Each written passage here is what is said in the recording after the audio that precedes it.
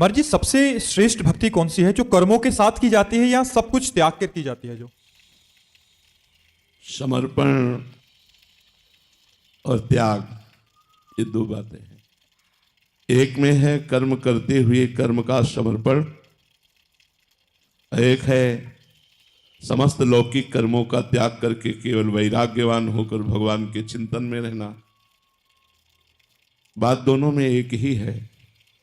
एक कर्म समर्पण करके, कर्म भगवान को समर्पित करके भगवान के स्मरण में तन्मय, तो ये भी त्यागी है। और एक निवृत्ति मार्ग का पथिक, ये प्रवृत्ति मार्ग की साधना हुई। एक निवृत्ति मार्ग का पथिक समस्त लौकिक कर्मों का त्यज लोक धर्मान, धर्मम भजस्व सततम त्यज लोक धर्मान, वो लोक धर्मों का त्याग आराधना में तन्मय, फल दोनों को समान प्राप्त होगा।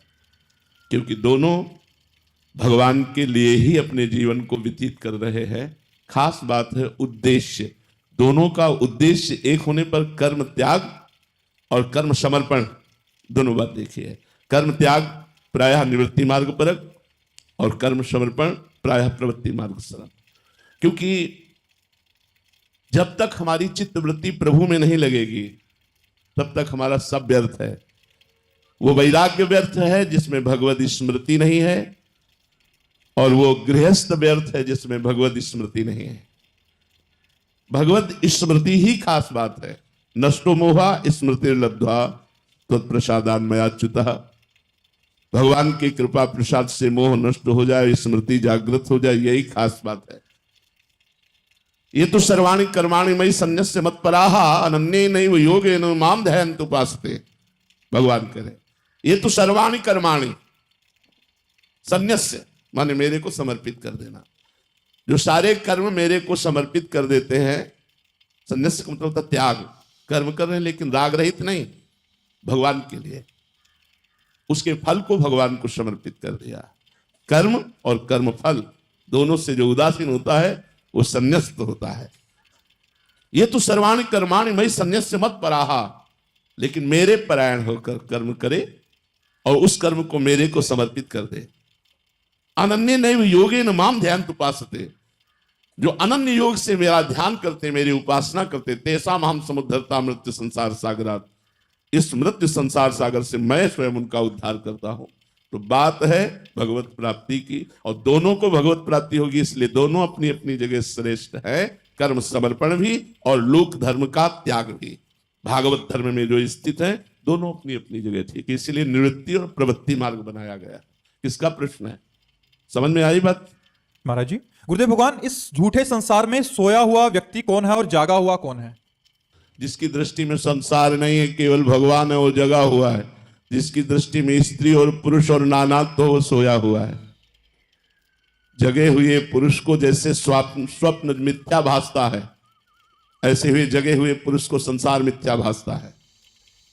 उमा कहाऊं मैं अनुभव अपना, सत हरि भजन जगत सब सपना। जैसे स्वप्न मिथ्या होता है, ऐसे ब्रह्म सत्यम जगन मिथ्या।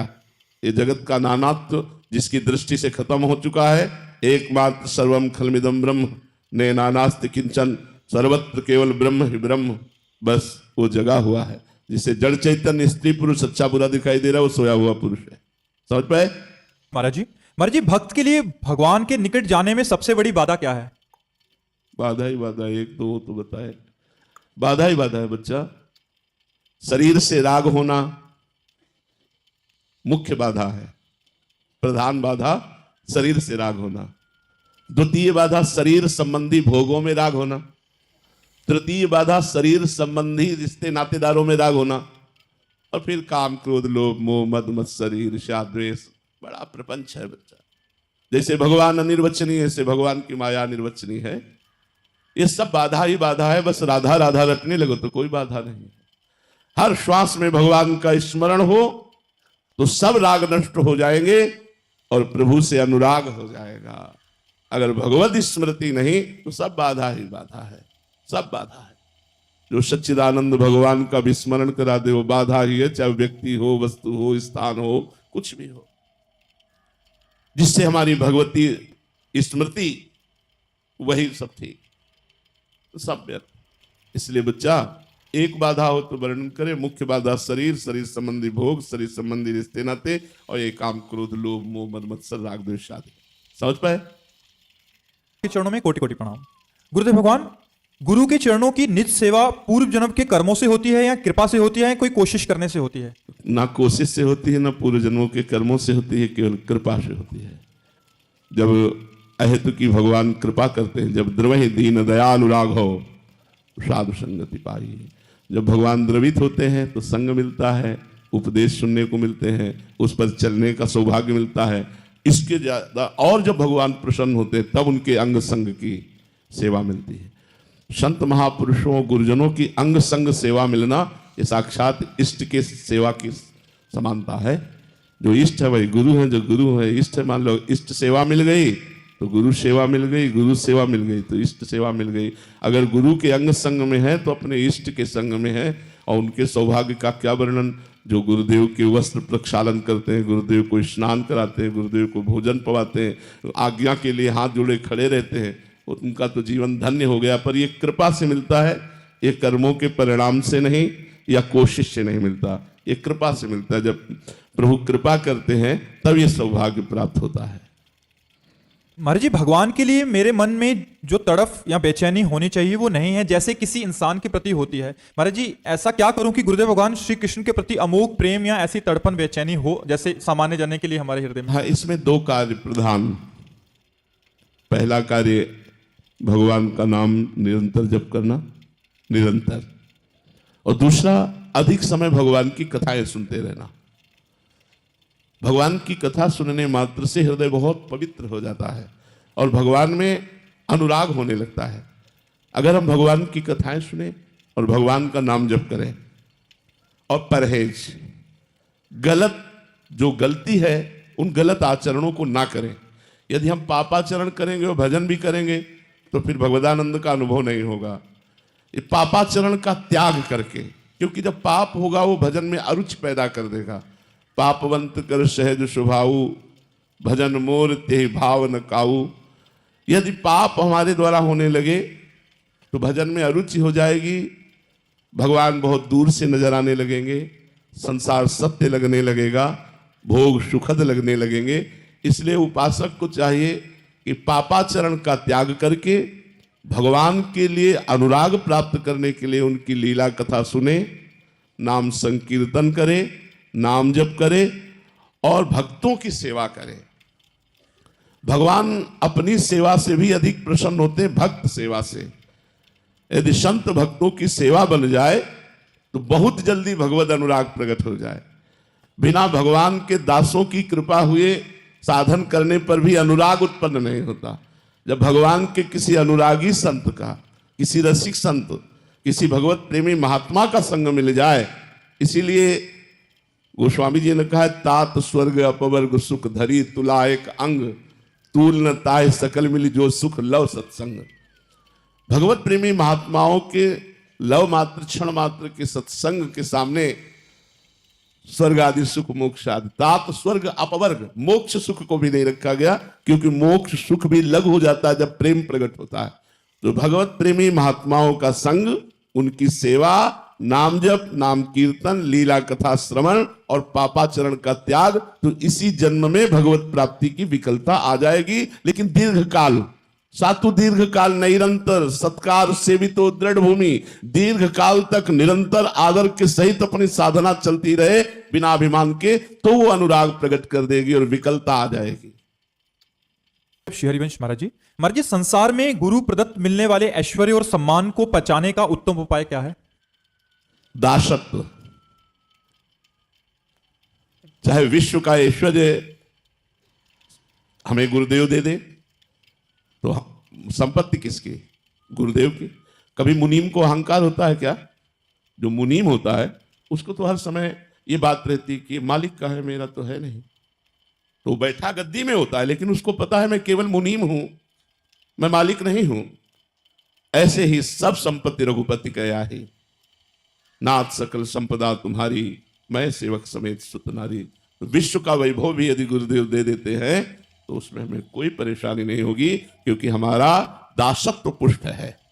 स्वामी गुरुदेव, मैं उनका दास, वैभव गुरुदेव का, और उसका सेवा के द्वारा जहां जैसी सेवा है धर्म पूर्वक उसका व्यवस्था करना हमारा कार्य है, भोग कार्य नहीं है। हम उसके स्वामी या भोक्ता नहीं है, हम सेवक हैं।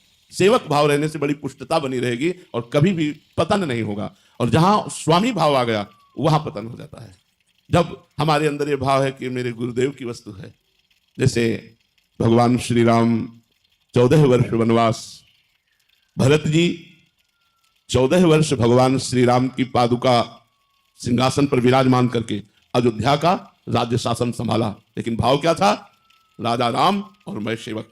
ये पादुका ही मेरे भगवान का स्वरूप है और ये स्वामी है अयोध्या की, और मुझे जो आदेश मिले तो पादुका से आदेश लेकर के सारा कार्य करते थे भरत जी, और स्वयं कितना कष्ट में जीवन व्यतीत करते थे। अयोध्या नरेश पादुका जी, अयोध्या नरेश पादुका जी, सेवक भरत जी। ये तो गुरु पादुका घर में विराजमान करके समस्त घर का ऐश्वर्य वैभव गुरुदेव का, मैं उनके चरणों का दास, कहीं कोई परेशानी नहीं, कहीं कोई समस्या ही नहीं। दूसरी बात, जैसे पिता की संपत्ति पर स्वाभाविक पुत्र का अधिकार होता है, ऐसे समर्पित शिष्य का गुरु के आंतरिक वैभव पर पूर्ण अधिकार होता है। वाह्य वैभव को जितना दे दे, वाह्य वैभव को जितना तुम्हें दे दे, मान लो तुम्हें कि ये आश्रम तुम्हारे नाम, अब सेवक बनकर के वहां संभालो तो कोई परेशानी नहीं। आंतरिक वैभव पर हर शिष्य का अधिकार है। बाह्य वैभव जितना गुरु हाथ उठा के दे दे, अपनी तरफ से गुरु संपत्ति पर अधिकार करने की चेष्टा घोर नरक की प्राप्ति कराती है। गुरुदेव यदि स्वीकृति दे दे तो वो हमारे कल्याण में बाधा नहीं पहुंचाएगी, क्योंकि है तो माया ही ना, है तो माया ही ना बाह्य संपत्ति। और आंतरिक संपत्ति आध्यात्मिक विद्या, भगवत ज्ञान, भगवत प्रेम, इस पर हर शिष्य का अधिकार है, वो सम्यक रूप से प्राप्त कर सकता है। बाह्य संपत्ति जितना गुरु हाथ उठा के दे दे, उसे स्वामी का प्रसाद समझकर स्वयं सेवक बन करके चले तो कोई हानि नहीं। महाराज जी, बाह्य संपत्ति का मतलब उसकी सेवा कार्य कैसे करें जिस शिष्य को वो अधिकार प्राप्त? मुनीम की तरह, जैसे मुनीम होता है ना, तो पूरी फैक्ट्री चल रही है, लेकिन हानि और लाभ मालिक का। हमारा काम है पूरा बेईमानी नहीं होगी, हम हर चीज की नाप तौल, हर चीज का लिखित सब कार्य है। तो ऐसे ही गुरु आश्रम है, हम केवल सेवक है, हमारा कार्य इसकी व्यवस्था करना, इसका सुचारू रूप से संचालन करना। स्वामी गुरुदेव हैं, मैं सेवक हूं, और सेवक की भांति यदि दैन्यता से रहे तो इन आश्रमों की सेवा आदि से सीधे भगवत प्राप्ति हो जाएगी। क्योंकि अतिथि सेवा, समाज सेवा, भगवत सेवा, ये सब भगवान की सेवा है। जैसे मानो एक आदमी सुबह से भजन करता है और एक आदमी हजारों लोगों को हाथ जोड़कर बैठा रहा है, भाई साहब आप यहाँ बैठ जाइए, आप यहाँ बैठ जाइए, आप यहाँ बैठ जाइए। अब वो माला तो चला नहीं रहा है, वो हजारों आदमियों की, तो वो क्या है? वो गुरु आज्ञा पर तत्पर होकर समाज रूपी भगवान की सेवा कर रहा है, उसे भगवत प्राप्ति होगी। माला चलाने वाले को तो अहंकार हो सकता है कि मैं इतने माला जपता हूं, लेकिन उससे पूछो भजन तो क्या भजन? हम तो गुरु सेवा में लगे रहते हैं, हमसे तो कोई भजन साधन होता नहीं, हमारे तो गुरुदेव की कृपा ही केवल है। तो मोक्ष मूलम गुरु कृपा, उसका पहले कल्याण होगा। महाराज जी, ये तो था कि जिसमें हमें भान है कि गुरुदेव की संपत्ति और उसका हम मुनीब की तरह। ऐसे ही अपने घर की संपत्ति को समझना चाहिए। बात यही होनी चाहिए, नाथ सकल संपदा तुम्हारी, मैं सेवक समेत सुत नारी। हमारे स्वामी का वैभव है तो सब ऐश्वर्य हमारा है, लेकिन हमारा पर्सनल कुछ नहीं, हमारे प्रिया प्रीतम है। महाराज जी, आपका आंतरिक भाव क्या क्या रहता है? क्योंकि नौकर, मैं नौकर हूं, मैं अपने स्वामी का सेवक हूं, ये मैं सेवा कर रहा हूं। जो आप प्रश्न, स्वामी प्रश्न करते हैं, सेवक उत्तर दे रहा है। ये जो दीक्षा आदि है, मैं एक नौकर की तरह करता हूं कि मैं सेवक हूं। प्रिया प्रीतम की बात आप तक, आपकी बात प्रिया प्रीतम, मैं तो सेवक हूं। प्रिया प्रीतम ने प्रेरणा किया तो दे दिया। स्वामी वो है, नौकर मैं कोई दाता थोड़ी, मैं कोई दानी थोड़ी, मैं केवल नौकर हूं। जैसे नौकर को इशारा करे ऐसा करो वैसा करो, तो वैसे स्वामी इशारा करते जा रहे हैं, सेवक सेवा करता जा रहा है। सब प्रणाम नमस्कार जय हो करते हैं, तब आपका आंतरिक भाव। स्वामी को जा रहा है, सेवक को थोड़ी कोई प्रणाम कर रहा है। किसका सेवक है किसका सेवक? प्रणाम तो उनको हो रहा है ना। अगर हमको प्रणाम हो रहा हो तभी पैंट शर्ट चश्मा लगा के हमें प्रणाम करके दिखाओ। भाई अगर हमें प्रणाम हो रहा है तो किसको प्रणाम हो रहा है? मेरे स्वामी को प्रणाम हो रहा है कि भगवान के दास है, इसी बात का तो प्रणाम हो रहा है। अगर हमें प्रणाम हो रहा हो तो स्वामी के दासत्व को उतारे और अभी आ जाए पैंट कोट में, बोला आप प्रणाम करो तो जाने। प्रणाम तो कर रहे हो, कंठी तिलक वेशभूषा देख कर कि भगवान के दास हैं, संत हैं, भगवान के जन है। तो हमको ये देखना है कि मेरे स्वामी को प्रणाम हो रहा है, ना कि मेरे को नहीं प्रणाम हो रहा, मेरे स्वामी को प्रणाम हो रहा है, मेरे प्रभु को प्रणाम कर रहे हैं। इनकी अपार श्रद्धा है जो भगवान के दास को ये देख करके स्वामी का दास है, भगवान का दास है, ये प्रिया प्रीतम का निज जन है, वो प्रणाम कर रहे हैं, साष्टांग लौट रहे हैं। तो सब प्रिया प्रीतम को लौट रहे हैं, प्रभु को कर रहे हैं। क्या करूं कि श्री जी को प्रसन्न कर लूं, वो एक नजर हम पे डाल दें? नाम जप। किसी की नजर अगर अपनी तरफ घुमानी हो तो उसको पुकारो, ऐसे ही हम पुकारे राधा राधा राधा, कभी तो आवाज हमारी पहुंच ही जाएगी। कभी आवाज प्यारी जी की तरफ पहुंच गई और उन्होंने हमारे ऊपर दृष्टि कर दी, निहाल हो जाएंगे, हम कृतार्थ हो जाएंगे। हम जो नाम जप करते हैं मानो पुकारते हैं राधा राधा, अभी आवाज पहुंच नहीं पा रही, जिस दिन पहुंच गई आर्त भाव से आवाज पहुंचती है प्रभु के कान में, आवाज वो सुनाई देती है। भगवान कहते हैं भाव बिन सुनी पुकारे मैं कभी सुनता नहीं, और भाव पूरी तेरी ही करती मुझे लाचार है। अगर हम भाव से प्रभु को पुकारे, ध्रुवदास जी ने लिखा है एक बार जिन नाम लिए हित सो होए अति दीन, हित सो होए अति दीन, ताको संग न छाणही ध्रुव अपनो कर लीन। शर्त है एक बार की आवाज पहुंच जाएगी उनके कान में। हित माने प्रेम, प्रेम से दैन्य भाव आर्त भाव में पुकारो राधा, एक ही आवाज में श्री जी सुन लेंगे। अब वो भाव प्राप्त करने के लिए, वो प्रेम प्राप्त करने के लिए, वो आर्त पुकार प्राप्त करने के लिए हम निरंतर नाम जप की, इसीलिए प्रार्थना करते हैं कि आप निरंतर नाम जप करें तो एक बार वो नाम उच्चारित होगा जिससे श्री जी प्रसन्न होकर हमारी तरफ देख लेंगी, हम निहाल हो जाएंगे। नाम जप करो।